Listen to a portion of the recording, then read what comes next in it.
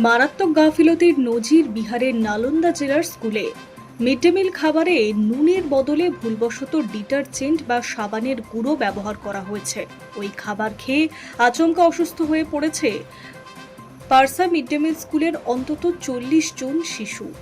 তাদের দ্রুত বিহার শরীফ সরকারি হাসপাতালে নিয়ে যাওয়া হয়েছে। ঘটনাকে কেন্দ্র করে ইতিমধ্যে স্কুলের ভিতরে বা বাইরে চরম আতঙ্ক ছড়িয়ে পড়েছে।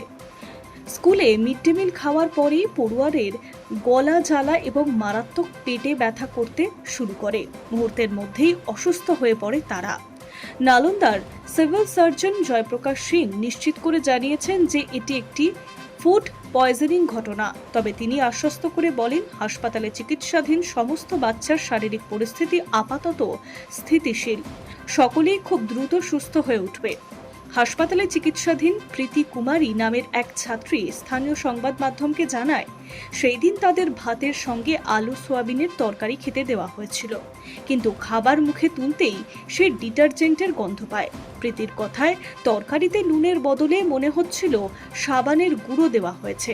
তাতেই পেট ব্যথা শুরু হয়, অনেকে তো অজ্ঞান হয়ে পড়ে। খবর পেয়ে হাসপাতালে ছুটে আসেন অভিভাবকেরা। রাজীব কুমার নামের এক অভিভাবক তার মেয়ে চাঁদনী কুমারীকে দেখতে বিহার শরীফ সদর হাসপাতালে গিয়ে বলেন, বাচ্চারা মিড ডে মিল খেয়ে হাসপাতালে ভর্তি শুনে ছুটে এসেছে। হাসপাতালে গিয়ে দেখি বাচ্চারা বমি করছে, অনেকে গুরুতর অসুস্থ হয়ে পড়েছে। এই ঘটনার কথা স্বীকার করে স্কুলের প্রধান শিক্ষক শৈলেন্দ্র কুমার সিং জানিয়েছেন, কর্মীর ভুলবশত নুনের জায়গায় সাবানের গুঁড়ো মিশিয়ে ফেলেছেন। প্রধান শিক্ষক বলেন, রান্নাঘরে 3 জন রাঁধুনির মধ্যে একজন মহিলা রাঁধুনি বাচ্চাদের খাবার দিচ্ছিলেন। কয়েকজন বাচ্চা অতিরিক্ত নুন চাইলে কর্মী ভুল করে নুনের বোতল ভেবে ডিটারজেন্টের পাউডার ঢেলে ফেলে।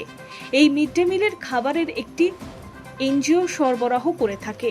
যদিও স্কুলের প্রধান শিক্ষকের বক্তব্য উড়িয়ে দিয়েছেন নালন্দার জেলা শিক্ষা আধিকারিক হেমচন্দ্র। তিনি স্পষ্ট ভাষায় জানিয়েছেন যে খাবারের ডিটারজেন্ট মেশানো পরিবার বা শিশুদের এই অভিযোগ তিনি এখনই মেনে নিচ্ছেন না। তার দাবি, এটি পূর্ণাঙ্গ তদন্ত শুরু হয়েছে এবং হাসপাতাল থেকে চিকিৎসকদের মেডিকেল রিপোর্ট আসার পরেই অসুস্থতার প্রকৃত কারণ স্পষ্ট হবে। দোষীদের বিরুদ্ধে বিভাগীয় ও কড়া আইনি পদক্ষেপ নেওয়ার হুঁশিয়ারিও দিয়েছেন তিনি। ঘটনার খবর পাওয়া মাত্রই বিহার শরীফ সদর দপ্তরের হাসপাতালে শিশুদের দেখতে ছুটে যান নালন্দার স্থানীয় বিধায়ক তথা বিহারের গ্রামীণ উন্নয়ন মন্ত্রী শ্রবণ কুমার। তিনি চিকিৎসকদের সঙ্গে কথা বলে শিশুদের সেরা চিকিৎসা সুনিশ্চিত করার পরামর্শও দিয়েছেন। পরে সাংবাদিকদের মুখোমুখি হয়ে মন্ত্রী শ্রবণ কুমার বলেন, কোথাও ও কিভাবে এই গাফিলতি হলো তা দেখতে পুঙ্খানুপুঙ্খ তদন্তের নির্দেশ দেওয়া হয়েছে। কোনো কর্মীর গাফিলতির প্রমাণ হলে কড়া ব্যবস্থা নেওয়া হবে। বাচ্চাদের স্বাস্থ্যের সঙ্গে কোনো আপোষ করা হবে না।